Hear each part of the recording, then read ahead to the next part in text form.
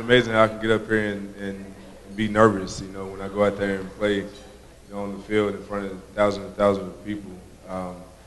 No, honestly, it's truly a blessing to be here tonight on behalf of Unity Care.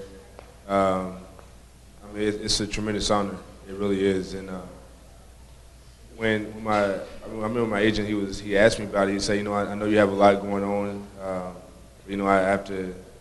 Some people contacted me and they wanted to know if you wanted to come and be a part of, Unity Care. And I was like, well, what is Unity Care? Because people always pulling you from all kinds of different directions, and you always happen to be here and there. But when he told me what it was, I was like, of course, I have to be a part of that, because I was once, that kid.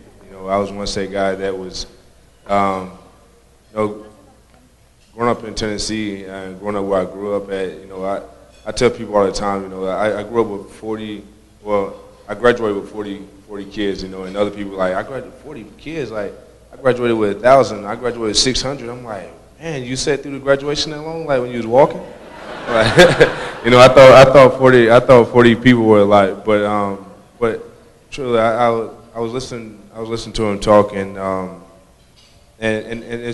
I was very fortunate to have the foster parents that I had, and honestly, I don't like to call them foster parents, because like they mean so much to me. They almost like my own parents, and I tell people all the time that love is unconditional.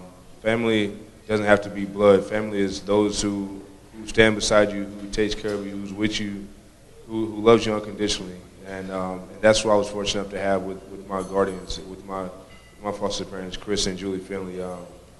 To this day, I still talk to them every day, try to. And if we go a few days without talking, one of us end up texting each other and checking on one another, because like they still they're just unbelievable. And I'm tell y'all a quick story that when I got drafted, you watch Cinderella and you watch you watch all these stories and you hear about all these different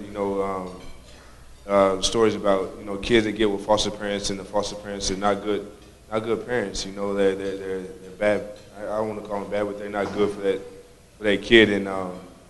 And so for me, I look at that and I'm just like, wow, thank you, Lord, for blessing me with the parents that I had, that I have. Still to this day, like they didn't change not one bit from the first time that we went with them until now. They're the same people.